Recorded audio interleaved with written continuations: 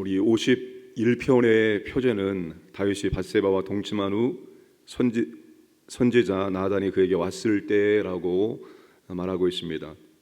다윗의 인생의 절정기, 다윗의 인생이 평안할 때 일생일대의 큰 죄를 범합니다. 간음죄와 살인죄를 범하게 됩니다. 다윗이 밧세바와 동침하고 충신 우리아를 죽음에 이르게 했을 때까지의 시간은 거의 1년이 걸립니다. 사무엘하 11장 범죄 장면과 12장의 나단 선지자의 책망까지의 시간이 약 1년이 걸립니다. 다윗은 그동안 숨기고 있었던 죄를 나단 선지자가 들추어내므로 비로소 자기의 범죄 사실을 인정하고 하나님 앞에 금식하며 회개 기도를 합니다. 51편이 회개의 시편이라고 부릅니다. 참된 회개가 무엇인지, 참된 회개를 하기 위해서 우리가 어떻게 해야 되는지를 아주 자세하게 보여주는 시편입니다. 1절과 2절 말씀을 다시 한번 읽어보겠습니다. 시작. 하나님이여 주의 인자를 따라 내게 은혜를 베푸시며 주의 많은 긍휼을 따라 내 죄악을 지워 주소서. 나의 죄가 말갛게 쓰시며 나의 죄를 깨끗이 제하소서. 아멘. 1절과 2절 말씀은 용서를 구하는 간절한 부르짖음으로 그렇게 시작을 하고 있습니다. 다윗이 먼저 여러분 내 죄를 용서하여 주옵소서라고 말하기 전에 무엇을 먼저 간구하고 있습니까? 하나님의 인자하심과 하나님의 긍휼하심을 기도하고 있습니다. 죄의 고백과 죄의 용서보다 더 중요한 것은 바로 하나님의 인자하심과 하나님의 긍휼하심이 임해야 된다는 것입니다. 아니, 죄를 진정으로 고백할 수 있는 것, 정말 이것이 죄구나라고 인정하고 정말로 참회할 수 있는 그런 마음이 생기고 그렇게 하나님께 나아가서 회개 기도할 수 있기 위해서는 하나님의 긍휼과 하나님의 인자하심이 먼저 우리 가운데 임해야 된다는 것입니다. 다른 것만 하나님의 은혜와 하나님의 긍휼과 인자하심이 임해야 되는 것이 아니라 진실로 죄를 회개할 때 무엇보다 중요한 것이 하나님의 인자하심과 긍휼하심이 있어야 한다는 것입니다. 하나님의 인자하심과 긍휼하심이 있을 때 진실로 우리가 하나님 앞에 회개할 수 있기 때문입니다. 참된 죄의 고백, 참된 회개를 하기 위해서 하나님의 은혜가 우리 가운데 필요하다는 것입니다. 과거의 신앙의 선배들은 참 회개할 때 눈물의 회개를 많이 했습니다. 정말 간절한 마음으로 통회하고 부르짖고 가슴을 치며 울며 하나님께 눈물로 그렇게 회개했습니다. 그런데 오늘날 그런 회개의 기도가 우리 가운데 잘 보여지지 않고 있다는 사실입니다. 마른 눈, 눈물 없는 회개, 단순히 입술의 고백으로 끝나는 그런 회개가 너무나 많다는 사실입니다. 진정한 회개가 있기 위해서는 하나님의 인자하심과 하나님의 긍휼하심이 있을 때 진심으로 하나님께 통회하며 회개할 수가 있다는 것입니다. 3절 말씀을 보시면 무릇 나는 내 죄가를 아오니 내 죄가 항상 내 앞에 있나이다. 지금 다윗이 죄에 대한 고백이 있기 전에 죄에 대한 인식이 있습니다. 이것이 죄다라는 인식이 있습니다. 다윗이 지금 자신의 죄에 대해 상하게 인식을 하고 있습니다. 나는 내 죄가 내 앞에 자신을 강조하고 있습니다. 다른 사람의 죄가 아니라 바로 나의 죄다라고 말하고 있습니다. 그러니까 진정한 회개는 자신이 범한 죄를 진심으로 인식하는 데부터 비롯되어집니다. 왜 그런가 하면 여러분, 죄라는 것은 은밀성이 있습니다. 죄의 속성이 은밀성. 죄는 여러분 감추려고 하는 그런 속성을 가지고 있습니다. 그래서 죄는 찾아내야 되는 것입니다. 죄는 자꾸만 우리 안에 숨어 들어가려고 합니다. 우리 마음속 깊은 곳에 숨어서 죄가 있지만 죄가 없는 것처럼 죄는 끊임없이 더 깊은 곳으로 숨어 들어갑니다. 그 숨어있는 죄를 우리는 발견해서 그 죄를 끄집어내야 됩니다. 주님 앞으로, 하나님 앞으로 끄집어내서 주님, 제가 죄를 지었습니다. 이와 같은 죄를 지었습니다. 알고 지은 죄, 모르고 지은 죄, 그런 기도는 합당하지 않습니다. 알고 지은 죄, 모르고 지은 죄가 아니라 진정으로 알고 지은 죄, 진정으로 이것이 죄다라고 인정되어지는 것을 끄집어내서 하나님 앞에 고백하며 회개할 수 있어야 됩니다. 여러분, 하나님은 우리가 감사할 때 하나님 다 감사합니다, 범사에 감사합니다, 그런 감사는 원치 않습니다. 하나님 아버지, 모든 죄를 다 용서하여 주옵소서, 그런 죄의 고백과 회개도 원치 않습니다. 정말로 네가 감사하게 여기는 것, 감사하다고 인정하는 것, 그것을 감사하기를 원하십니다. 그래, 그거야. 내가 너에게 베푼 감사가 이거야, 내게 베푼 은혜가 이거야 라고 진심으로 이것이 하나님의 은혜입니다 라고 고백하는 감사를 원하십니다. 죄도 마찬가지입니다. 하나님, 모든 죄를 다 용서해 주옵소서가 아닙니다.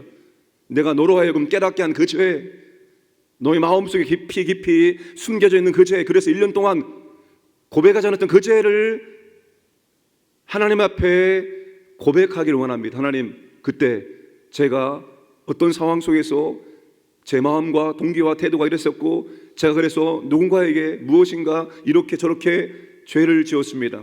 하나님, 이것이 죄임을 고백합니다. 진심으로 고백합니다. 용서하여 주옵소서라고 은밀하게 숨어있는 죄를 끄집어내서 하나님 앞에 고백하기를 원하신다는 사실입니다.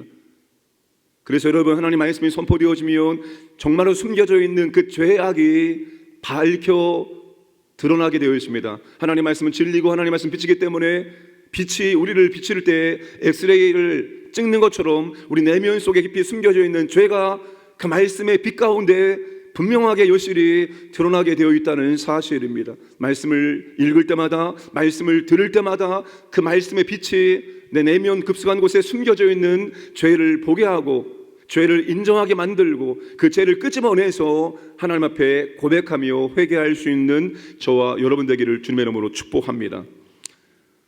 7절에서 9절까지 죄 용서를 하는 기도를 쭉 계속 드리고 있습니다. 7절 말씀 보시면 우슬초로 나를 정결하게 하소서, 내가 정하리이다. 나의 죄를 씻어 주소서, 내가 눈보다 희리이다. 우슬초로 나를 정결하게 하소서, 내가 정하리이다. 무슨 말입니까? 우슬초는 구약시대에 정결 예식에 사용된 중요한 도구입니다. 식물이죠. 문둥병 환자가 나왔을 때 그를 정결하게 하는 데 사용되었습니다. 우슬초는 문둥병자가 나왔을 때 새의 피를 발라 뿌릴 때 사용되었습니다. 다윗이 우슬초로 나를 정결하게 하소서라고 하는 것은 자기가 부정함을 고백하고 인정하고 있는 것입니다. 누구와 같이 부정하느냐? 문둥병 환자와 같이 자신이 부정한 존재임을 고백하고 있습니다. 아니, 다윗은 자신이 지금 영적인 문둥병자와 같다라고 고백하고 있을지도 모르겠습니다. 이런 문둥병이 뭡니까? 말초 신경이 떨어져 나가도 전혀 고통을 느끼지 못하는 것입니다. 콧끝, 손끝, 살점이 떨어져 나가도 전혀 내 몸이 고통을 느끼지 못하는 것입니다. 그게 문둥병입니다. 다윗이 여러분 밧세바를 범할 때, 다윗이 충신 우리아를 죽일 때 어땠습니까? 그가 진심으로 다른 사람의 아픔을, 고통을 느끼었습니까? 전혀 그런 고통을 느끼지 못했습니다. 죄를 지을 때 죄에 대한 아픔과 고통을 전혀 느끼지 않았습니다.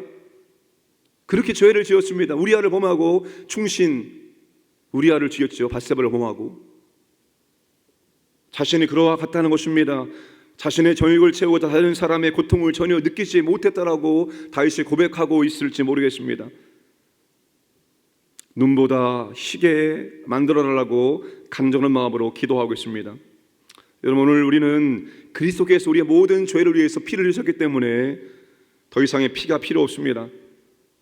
그러나 우리에게 필요한 것은 여전히 그리스도의 보혈이 우리 가운데 필요합니다. 그리스도의 보혈이 내 마음과 내 생각과 내 입술과 내 귀와 내 손과 내 발에 발라지고 뿌려짐으로 말미암아서 우리는 깨끗해져야 한다는 것입니다. 그리스도의 보혈만큼 현재성입니다. 오늘 그 그리스도의 보혈이 우리의 죄를 깨끗하게 씻어낼 수가 있다는 것입니다. 여러분, 우리가 죄를 지을 때마다, 죄를 고백할 때마다 죄의 고백을 회개로 끝나는 것이 아니라 그 죄의 고백과 회개의 끝에 그리스도의 보혈로 나를 정결케 해달라고, 나를 깨끗하게 씻어달라고 기도해야 합니다. 주님은 여러분 우리 모든 죄를 깨끗하게 씻어줄 수 있습니다. 모든 죄를 다 용서해 줄 수 있습니다. 그러나 여러분, 죄의 흔적은 남습니다. 그래서 우리가 죄를 멀리 해야 되는 이유입니다. 어떤 죄를 지어도, 그리고 그 죄를 가지고 주님께 고백하고 회개하면 주님은 모든 죄를 다 깨끗하게 만들어줍니다. 다만 죄의 흔적은 우리가 가지고 가야 합니다. 언제까지? 평생토록 말입니다. 그래서 우리는 죄를 멀리 해야 되는 것입니다. 10절 이하에서부터 정말 다윗이 간절한 마음을 가지고 하나님께 기도하고 있습니다. 이제 10절부터는 자기 죄성 때문에 아파하는 그런 기도가 아닙니다. 진심으로 자신을 변화시켜달라는 간절한 기도를 다윗이 주님께 드리고 있습니다. 10절 말씀을 다 함께 읽겠습니다. 시작. 하나님이여 내 속에 정한 마음을 창조하시고 내 안에 정직한 영을 새롭게 하소서. 11절 나를 주 앞에 쫓아내지 마시며 주의 성령을 내게서 거두지 마소서. 12절 주의 구원의 즐거움을 내게 회복시켜 주시고 자원하는 심령을 주사 나를 붙드소서. 다윗이 진심으로 영적 갱신을 위해서 하나님께 간절한 마음으로 기도하고 있습니다. 단순히 변화의 수준이 아니라 완전히 나를 새롭게 창조해 주시기를 다윗이 하나님께 간절한 마음으로 기도하고 있습니다. 그래서 여기에서 창조하시고라는 단어가 창세기 1장에 나오는 하나님께서 창조했다는 그 단어, 바라라는 히브리어 단어가 사용되고 있습니다. 완전히 내 마음을 새롭게 창조해달라고 다윗이 기도하고 있습니다. 다윗의 간절한 소원입니다. 왜 이렇게 다윗이 간절한 마음으로 영적 행실을 위해서 기도할까요? 11절과 12절 말씀 때문입니다. 나를 주 앞에서 쫓아내지 마시며 주의 성령을 내게서 거두지 마소서. 주의 구원의 즐거움을 내게 회복시켜 주시고 자원하는 심령을 주사 나를 붙드소서. 여러분, 다윗이 지금 가장 두려운 것이 무엇일까요? 다윗이 가장 두려운 것이 무엇일까요? 하나님과의 교제가 끊어지는 것입니다. 우리는 하나님과 두 가지 선이 있습니다. 생명선이 있습니다. 이 생명선은 절대로 끊어지는 법이 없습니다. 두 번째 선이 있습니다. 교제의 선이 있습니다. 이 교제의 선은 우리가 죄를 지으면 끊어지게 되어 있습니다. 주 앞에서 쫓아낸다는 말은 하나님과의 교제의 단절을 의미합니다. 여러분, 하나님과의 교제가 끊어지면, 하나님과의 교제가 단절되어지면 내주하시는 성령님의 역사가 어떻게 될까요? 약해지고 식어지게 되어 있습니다. 구약시대에 성령 역사가 식어진다면 어떤 일이 일어날까요? 삼손, 성령이 떠나시자 그는 아주 평범한 사람으로, 초라한 사람으로 전락하게 되어집니다. 그동안 그는 성령의 은혜와 능력 가운데 그렇게 놀라운 일들을 감당할 수 있었습니다. 그런데 그 성령님이 떠나신다? 왕과 선지자와 제사장의 사명 감당할 때 성령의 은혜와 능력으로 감당했는데 그 성령이 떠나신다면 그것만큼 끔찍한 일이 없습니다. 빈 껍데기와 같은 것입니다. 빈 껍데기. 하나님께 성령을 얻으시면 왕으로서의 사역을 감당할 수가 없습니다. 올바로 온전히 감당할 수가 없는 것입니다. 하나님과 교제가 단절되어져 성령이 떠나시면, 성령이 약해진다면 다윗이 그토록 기뻐했었던 예배가 어떻게 될까요? 구원의 감격과 기쁨이 사라진 예배, 예배의 즐거움과 감격이 사라진 예배, 그저 형식적인 예배, 의무적인 예배, 그런 예배를 드릴 수밖에 없다는 겁니다. 영과 진리로 예배 드린다고 할 때 그 영은 여러분 성령님의 역사하심을 의미합니다. 예배는 여러분 지금도 마찬가지입니다. 우리가 우리의 의지와 우리의 힘으로 예배를 드리는 것이 아니라 성령께서 우리를 붙들고 하나님의 보좌 앞으로 이끌어가서 천상의 예배와 지상의 예배가 온전히 하나가 되어서 하나님께 예배를 드릴 수 있도록 만들어주는 겁니다. 그 성령의 역사하심을 통해서 우리가 하나님이 기뻐하시는 예배, 즐거워하는 예배, 기뻐하는 예배를 드릴 수가 있는 겁니다. 여러분, 내가 지금 기뻐하는 예배, 즐거워하는 예배를 드리고 있습니까? 정말 예배가 기쁩니까? 정말 예배가 즐겁습니까? 저는 이렇게 말합니다.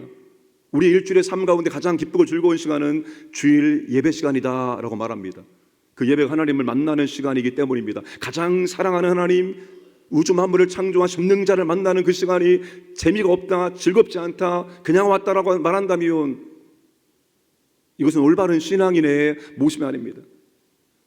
하나님 만나기 위해서 일찍 일어나서 준비하고 씻고 깨끗한 옷으로 입고 마음을 준비하고 와서 앉아서 회개 기도하고 감사 기도하고 내 마음을 정결케 만들고 사모하는 마음으로 성령께서 이 예배를 인도해 주시길 원하며 기도하면서 성령의 이끄심 가운데 예배 모든 순서 순서를 참여하며 그 순서를 통해서 주시는 하나님의 은혜를 느끼며 경험하면서 기쁘고 즐거운 예배를 드릴 수 있어야 됩니다. 그게 바로 성령의 역사하심으로, 성령의 도우심으로 가능하다는 사실입니다.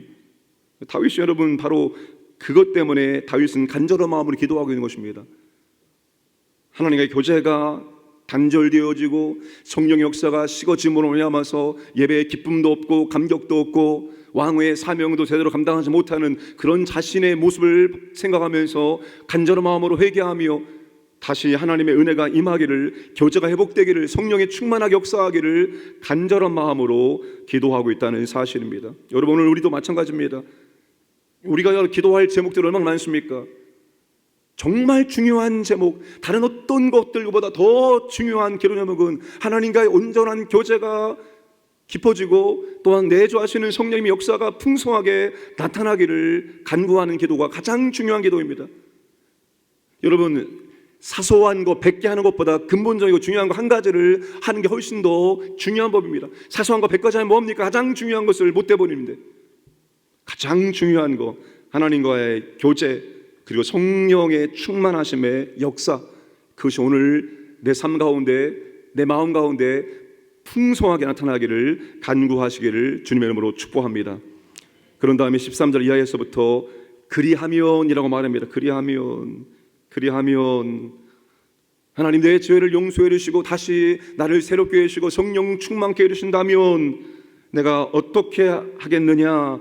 그 사자의 은총을 내가 알지 못하는 사람들에게 전파하리다. 내가 그들에게 가르쳐 주겠습니다 라고 다윗이 말하고 있습니다. 여러분, 우리는 하나님의 은혜를 경험하고 하나님의 사랑을 받으면 그거를 우리 혼자만 누리고 사용하고 끝나는 것이 아니라 알지 못하는 사람들에게 전해주고 가르쳐 주어야 한다는 사실입니다. 아직도 구원이 어떻게 임하는지, 어떻게 구원받는지 모르는 사람들, 이 문제를 해결하지 못해서 힘들어하는 사람들, 그 사람들에게 우리는 이 사실을 알려주어야 한다는 사실입니다. 하나님의 은혜를 풍성히 경험하시고 그 은혜를 아직도 모르는 많은 영혼들에게 가르치고 전파하는 저와 여러분 되기를 주님의 이름으로 축복합니다.